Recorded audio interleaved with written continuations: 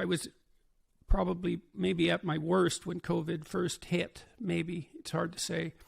So I couldn't think about such things, and I'm trying to sort that out in my mind now. I mean, we certainly imitated totalitarian China almost instantly, right? Which is quite striking. Now, it's possible that we're primed to imitate the first actor in a crisis, right? Like a herd. And so in a herd, one animal gets spooked and runs, and they all follow because, well, running means you won't get eaten. And if there's nothing there, well, then you're just a bit out of breath, so it's not a bad mistake. But we did imitate a totalitarian country, and we accepted these lockdowns. But everybody was in a state of crisis and terror. And so who knew how dangerous the COVID virus really was? And then by the time we sorted out how dangerous it was to the degree we have, well, all of that had already been swallowed. Having said that, I am surprised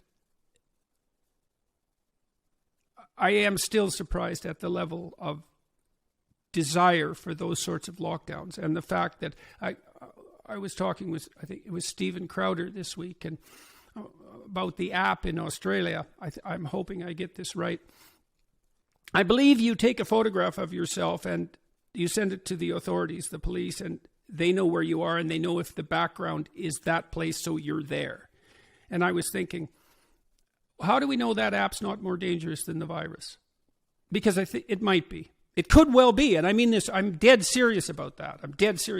That is really something, that app. It's really something. And it spreads electronically far faster than the virus, and it infects the political system to God only knows what an extent. And so, yes, I'm very concerned about that. I don't like the mandated vaccines. I think that's a dreadful error.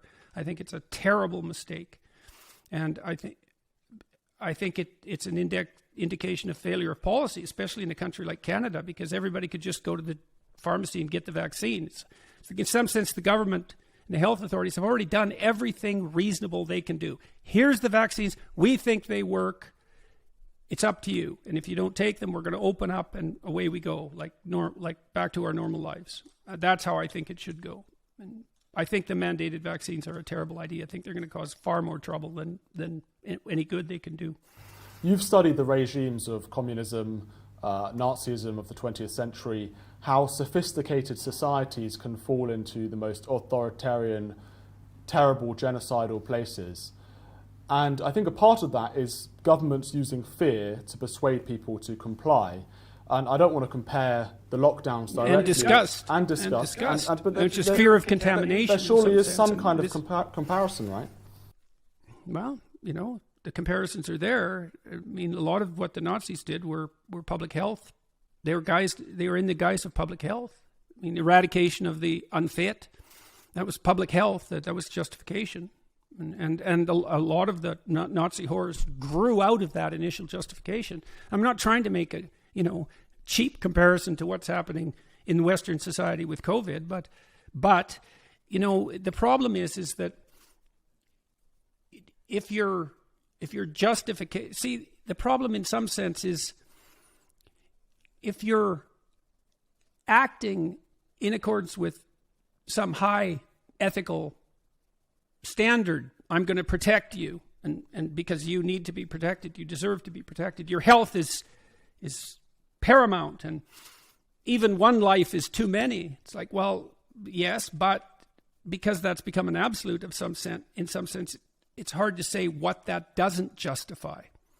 That's the problem. What doesn't it justify? And the whole reason we have rights, well, there's a lot of reasons. We have rights because we're of intrinsic value, and societies that don't recognize those rights collapse very rapidly. So it's not like they're granted to us. We fail to recognize our intrinsic value at our peril. That's the real truth of the matter. But when you make those rights explicit and grant limit the ability of law to transgress against that, you do that to not allow the sorts of things that are happening now to happen. And so it's never danger, and here's the thing we do about it that's safe. It's danger, and here's something we could do, but that also has its dangers. And then the political conversation is, well, which danger is worst? And I happen to also believe firmly that global and even national attempts to deal with climate change are going to cause way more trouble than accumulated carbon dioxide. Not because accumulated carbon dioxide isn't somewhat of a threat, but when it becomes a global planetary threat that's a crisis, then it's a justification for virtually any political action.